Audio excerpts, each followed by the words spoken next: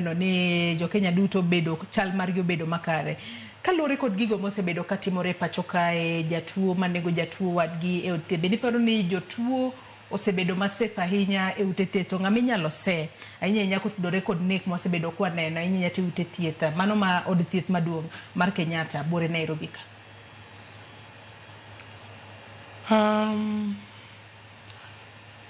mana kaka daktari owacho ni en tij siptal mar ng'eyo ni arita mar jatuo ni e lwetgi. To kaka ng'at ma sache moko tubet matuo manenda siptal en kibaji maduong' ka inyalo bedo ni na siptal to arita mari ok ni kare. Nikech sache ma wadhi e siptal samoro ok inyal waneno ka jotuo ni wan gi jotuo mopogore opogore. Tie sache moko idonjo kacha to yangi samoro yath pod ni kuomi kata gimi neno onge to kata samoro ineno tionge teko koro iketo ngimani te lwet sirkal to sirkal no be omiyo jok moko tich maka en siptal ma sirkal kaka Kenyatta odego bed ne siptal no ema loso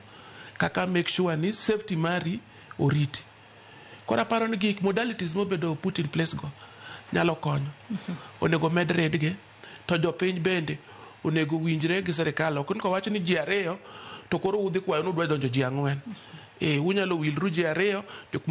moko donjo ka nene in 1 hour to wuon upogoru make sure ni uluwo gima owachi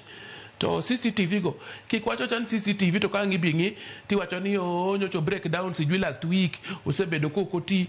gibeda beda gik moket kanyo to ti gibed gik ma function mantie ng'at mang'ege kamano. Dr. Fred ikinde